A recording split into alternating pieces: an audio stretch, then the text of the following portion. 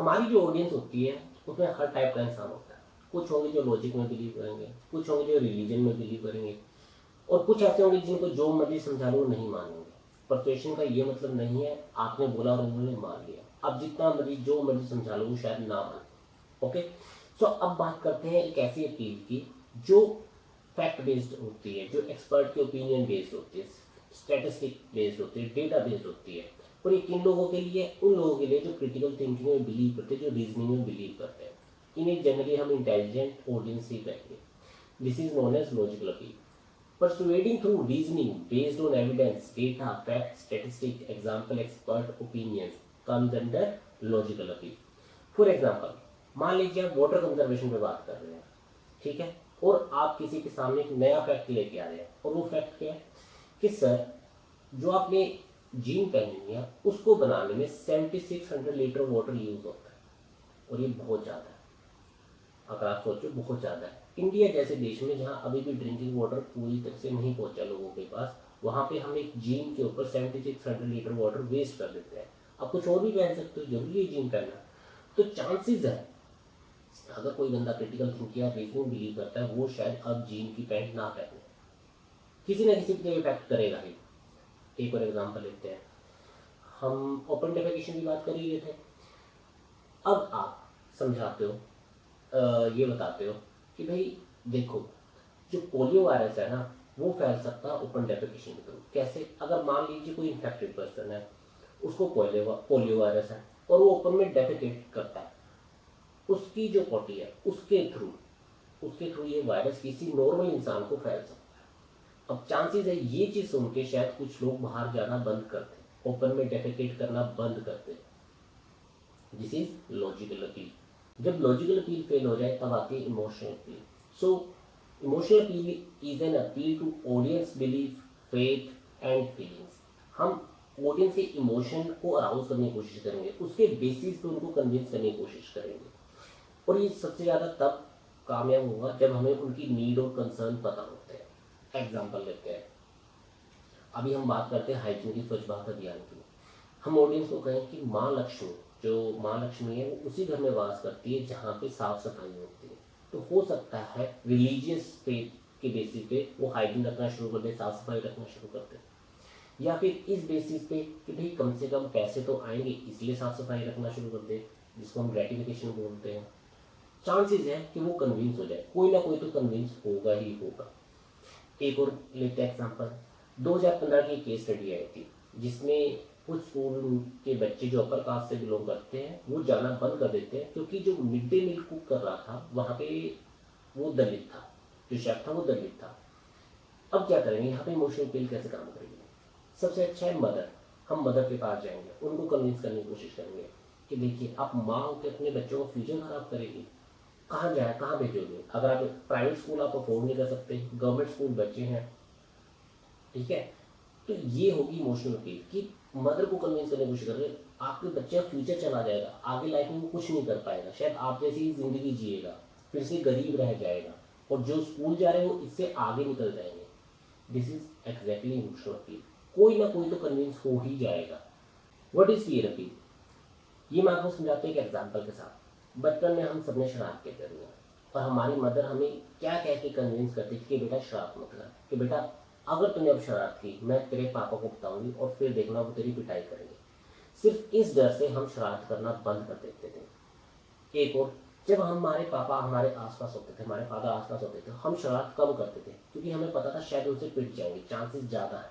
लेकिन मदर के पास हम थोड़ा लूज रहते थे, शरारत करते रहते थे, कोई बात नहीं, मदर है क्या ही होगा। लेकिन फादर, उनसे हमेशा हमें डर लगता है। This is exactly fear appeal. It is an attempt to arouse fear by emphasizing the potential danger and harm that will befall on individual and if they do not adopt the necessary recommendation. Mother क्या हमें convince करने की कोशिश कर रही है कि बेटा शरारत मत कर, दिस इज फियर। और एक और चीज़ याद रखना, जो माइल्ड फियर है वो ज़्यादा कामयाब होता है, रादर देन कि आप बहुत ही ज़्यादा डरा दो। नहीं, माइल्ड फियर, हल्का सा एक डराना है। एट द सेम टाइम आपको ऑडियंस का जो इशू है वो भी एड्रेस करना जरूरी है, तभी चांसेस है कि वो कन्विंस हो पाएंगे। क्योंकि आप उनको अगर सॉल्यूशन नहीं दोगे तो क्या करेंगे, उनको समझ में ही नहीं आएगा। एग्जाम्पल समझते हैं। एग्जाम्पल ओपन डेफिनेशन का ही ले लो। मान लीजिए कोई एडामेंट है, वो मान ही नहीं रहा है, तो आप क्या करो, आप कोई लॉ पास कर दो जिसके अंदर हम उसको अरेस्ट कर सकें या उसके ऊपर कोई केस हो सकता है। Okay, this is peer appeal. एक और एग्जाम्पल लेते हैं, सरपंच वाला, जो सरपंच वाला था वही लेते हैं। वहाँ पे पीयर अपील कैसे यूज़ होएगी। अब हमें पता कुछ पेरेंट्स मान ले रहे हैं, मान लीजिए कास्टिज्म में बिलीव करते हैं और बहुत एडामेंट है कि नहीं नहीं नहीं, हम अपने बच्चों को भ्रष्ट नहीं करेंगे, आपने दलित के हाथ का खाना खा लिया तो भ्रष्ट हो जाएंगे। अब आप क्या करोगे, आप उनको ना SC/ST एक्ट के बारे में बताओ कि उस एक्ट के अंडर अगर आपके ऊपर केस हो गया तो आपको बेल भी नहीं मिलेगी। ठीक है, आपका बच्चा घर पे कौन संभाल लेगा। कि ये जो अपील है ना, fear appeal, logical appeal, emotional appeal, तीनों इकट्ठे काम करेंगे, एक साथ नहीं, अलग अलग नहीं, शायद तीनों इकट्ठे काम करें। This is exactly fear appeal. एक और एग्जांपल देता हूँ। हम सबको पता है स्मोकिंग कॉजेज कैंसर, लेकिन काफ़ी लोग फिर भी पीते होंगे। अब ये एक्चुअली स्पेशली है बॉयज़ के लिए या जेंट्स के लिए। इसमें कैसे, अगर मैं आपको ये बोलूँ कि if you do smoking it can shrink your penis, ये फैक्ट है। लेकिन कभी भी सिगरेट के पैक पे आपको ये लिखा नहीं मिलेगा, क्योंकि उनको तो बेचनी है ना, वो तो चाहते ही नहीं है। एक्चुअल क्या है, गवर्नमेंट ये इम्पोज करती है उनके ऊपर, भाई आपको सिगरेट के पैक के ऊपर ये इमेज लानी है। वो नहीं चाहते, कंपनी वाले ऐसा करनी चाहते, वो तो अपनी सिगरेट सेल करना चाहते, वो तो उनकी मजबूरी है क्योंकि गवर्नमेंट उन्हें बोल रही है। लेट अस अज्यूम गवर्नमेंट उनको कन्विंस कर ले ये कह के या फोर्स करे कि भाई आप जो सिगरेट का पैक है उसके ऊपर ये चीज़ लिखो कि भाई सिगरेट पीने से जो मेंस का जेनिटल है वो श्रिंक होता है, इम्पोर्टेंसी आती है, तो चांसेस है कि वो शायद पीना छोड़ दे। This is fear appeal. Sidedness of the message, primacy and recency fact, ये क्या है। In simple word, sidedness means the positive and negative side of the message that persuader wants to convey through message. अगर आपको पता है आपकी audience काफ़ी intelligent है, तो आप उनको प्रोज एंड कॉन्स बताओ जिस चीज़ के लिए आप उन्हें कन्विंस कर रहे हैं। और आपको पता है अगर आपकी ऑडियंस इनोसेंट है, उनको ज़्यादा नॉलेज नहीं है, तो आप वन साइडेड मैसेज भी दे सकते हो, मतलब एक ही साइड बताओ। This is sightedness of the message. Next, the primacy effect, actually ये कॉग्निटिव बायस है। रिसेंसी इफेक्ट, ये भी कॉग्निटिव बायस है। ये है क्या, प्राइमेसी इफेक्ट क्या कहता है, जब परसुएडर बात करना शुरू करता है, जो स्टार्टिंग की इंफॉर्मेशन है उसका इफेक्ट उनके ऊपर ज़्यादा होता है, वो चीज़ वो ज़्यादा ध्यान से सुनते हैं। It refers to an individual tendency to better remember the first piece of information they encounter than the information they receive later on. Okay. Next is recency effect. इसमें क्या है, in which those item, idea and argument that come last are remembered more clearly than that come first. The more recently heard, the clear something may exist in jurors memory. कहने का क्या मतलब है, जो आप बिल्कुल स्टार्टिंग में बोल रहे हो और जो बिल्कुल एंड में बोल रहे हो, चांसेस है जो ऑडियंस है वो उसको ज़्यादा याद रखे। तो जब आप अपना आंसर फ्रेम कर रहे हैं या जो भी आप बोलने चाह रहे हैं, तो उसकी इंट्रोडक्शन और कंक्लूजन बहुत इंपॉर्टेंट हो जाता है, क्योंकि ऑडियंस वो ज़्यादा याद रखती है। ये एक नेचुरल कोग्निटिव बायस है। चलिए अब बात करते हैं मीडियम ऑफ परसुएशन। ऑडियंस को अगर हमें मैसेज पहुंचाना है, कोई ना कोई मीडियम तो यूज करना ही पड़ेगा ना। To deliver the message there should be some medium. It can be face to face, means physically, आमने सामने। अ रिटन साइन, जैसे हमने देखा होगा कहाँ होता है, रोड पे, do not drink and drive. Visual और पिक्चर, सिगरेट के पैक के ऊपर इमेज होती है। मीडिया, टीवी, रेडियो, न्यूज़पेपर, अभी IPL चल रहा है, आप देख रहे हो उसमें कितनी एडवर्टीजमेंट चल रही है। Digital, social media, email, Instagram, Twitter, Facebook, वहाँ पे मल्टीपल एड्स चलती रहती है। तो हो क्या रहा है, जो परसुएडर है अपना मैसेज पहुंचाने की कोशिश कर रहा है अलग अलग मीडियम के थ्रू। अब बात करते हैं एक्टिव पार्टिसिपेशन की। दो टाइप की पार्टिसिपेशन होती है ऑडियंस के साथ, एक एक्टिव, एक पैसिव। सबसे पहले बात करते हैं एक्टिव पार्टिसिपेशन। जब आप अपनी ऑडियंस को डायरेक्टली इन्वॉल्व करते हो, उनसे डायरेक्ट बातचीत करते हो, डिस्कस करते हो, उनको सुनते हो, उनसे क्वेश्चन पूछते हो, उनका आंसर करते हो, उनके व्यू पॉइंट देते हो, तो यहाँ पे चांसेस ज़्यादा है कि जो परसुएडर है उसका मैसेज उन तक पहुँच जाए, वो कन्विंस हो जाए। और कौन कौन से तरीके, there are many ways to audience can be involved. For example, in planning process like creating goal or defining the problem, attending public events like rallies, community hearing, and fundraising event, taking leadership role in community partnership, etc. ये अलग अलग तरीके हैं। जैसे मैंने open defecation का आपको example दे रहा हूँ, इसका स्वच्छ भारत अभियान का। अब मान लीजिए आप गांव के लोगों को इन्वॉल्व करो उसमें, उन्हीं से पूछो भाई कैसे कैसे चीज़ें करी जा सकती हैं, आप अपने आइडियाज़ दो और उनको इन्वॉल्व करो। जब उनकी इन्वॉल्व होगी, उनकी पार्टनरशिप होगी, उनकी सेंस ऑफ रिस्पॉन्सिबिलिटी आएगी, एक ट्रस्ट डेवलप होएगा, ये सारी चीज़ें इकट्ठे काम करती हैं, एक साथ काम करेंगी, तो परसुएशन के चांसेस ज़्यादा है। This is active participation. आपके साथ कभी ऐसा हुआ है कि आपने कोई एडवर्टीजमेंट देखी मोबाइल फ़ोन पे या न्यूज़पेपर पे या टीवी पे और आपने वो प्रोडक्ट बाय कर लिया? अब जो सेलर है वो आपके सामने तो नहीं है ना, वो एडवर्टीजमेंट के थ्रू आपको अपना प्रोडक्ट बेचने की कोशिश कर रहा है, कन्विंस कर रहा है प्लीज मेरा प्रोडक्ट बाय कर लो। This is passive participation, means not involving audience directly face to face. Passive participation is less persuasive but they do affect the audience. Swachh Bharat अभियान का फिर से एग्जाम्पल लेते हैं। आपने देखा होगा अमिताभ बच्चन ऐड कर रहे थे, कंगना रनौत ऐड कर रही थी, बड़े बड़े पोस्टर लगे देखे होंगे आपने, मोदी जी की एडवर्टीजमेंट देखी होगी आपने न्यूज़पेपर में।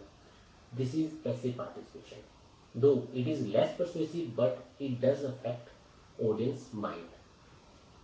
कैरेक्टरिस्टिक ऑफ ऑडियंस, ये सबसे इंपॉर्टेंट है। अगर परसुएडर ने अपनी ऑडियंस को ही नहीं पहचाना ना, तो सब कुछ यूजलेस है, चाहे वो उसके खुद के कैरेक्टरिस्टिक हो, मीडियम में कैरेक्टरिस्टिक हो या मैसेज की कैरेक्टरिस्टिक हो। First thing is know your audience.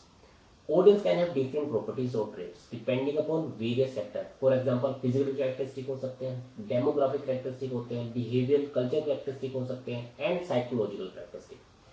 परसुएडर को इन हर चीज़ का ख्याल रखना है कि जो आपकी ऑडियंस है वो किस चीज़ से बिलोंग करती है, कौन सा एरिया है, कौन सी डेमोग्राफी है, हर चीज़। चलिए अब इनको एक एक करके देखते हैं। एग्जाम्पल फिजिकल कैरेक्टरिस्टिक क्या हो सकते हैं? आपकी ऑडियंस की एज क्या है, वो यंग है, बच्चे हैं, बूढ़े हैं, जवान हैं, क्या है?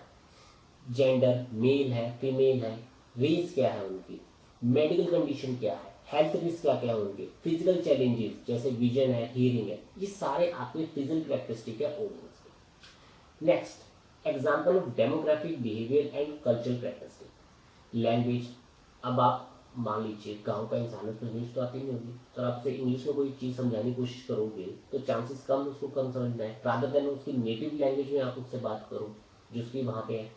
किसी एनजीओ की हेल्प ले सकते हो या सेल्फ हेल्प ग्रुप की हेल्प ले सकते हो, जो गांव में होते हैं, जो काम करते हैं, वो ज़्यादा बेटर आपका मैसेज पहुँचा पाएंगे। रिलीजन है, एथनिसिटी है, एजुकेशन है, एजुकेशन मीन कि इलिटरेट है, लिटरेट है, इस टाइप की है। Region, geographical feature means hills के हैं, प्लेन के हैं, सी के पास रहते हैं। ऑक्यूपेशन क्या है, फार्मर है या सॉफ्टवेयर इंजीनियर है, किस टाइप के लोग हैं। इनकम क्या है, जो टैक्स हमें पता है ना, टैक्स जब हम टैक्स फाइल करते हैं तो उसमें अलग अलग स्लैब्स बने हुए हैं, तो इनकम स्लैब्स क्या है। फैमिली स्ट्रक्चर क्या है, न्यूक्लियर फैमिली है, जॉइंट फैमिली है, उनके कस्टम क्या है, ट्रेडिशन क्या है, हर चीज़ का, छोटी से छोटी चीज़ का ध्यान रखना पड़ता है। ये सबसे ज़्यादा ध्यान रखते हैं, कौन रखते हैं? जो कंपनी वाले होते हैं, जिनको अपना प्रोडक्ट सेल करना होता है, वो इस चीज़ का पूरा ध्यान रखते हैं। Example of psychological concern, biases, ideology. Ideology means liberal है, कंजर्वेटिव है, ठीक है, किस टाइप की आइडियोलॉजी है। Specific interest and concern, attitude towards sponsor of the information, motivation, self esteem, mental emotional challenges, ये अलग अलग कैरेक्टरिस्टिक है। अब जो परसुएडर है उनको इस हर चीज़ का ध्यान रखना है कि भाई मेरी ऑडियंस है उसमें से कौन सी चीज़ में फॉल करते हैं, हमें उस हिसाब से उनको टारगेट करना है। यहाँ पे हमारा परसुएशन पार्ट 2 भी कंप्लीट हुआ। आई होप आपको सब क्लियर समझ में आया होगा। इन केस कोई डाउट है प्लीज़ आप मुझसे कमेंट सेक्शन में पूछिए। और ये जो मेरे नोट्स अवेलेबल हैं वो फ्री में अवेलेबल हैं टेलीग्राम चैनल पे RS एथिक्स सेम ही नाम से। चलिए फिर हम नेक्स्ट लेक्चर में मिलते हैं, तब तक आप मुझे इजाज़त दीजिए।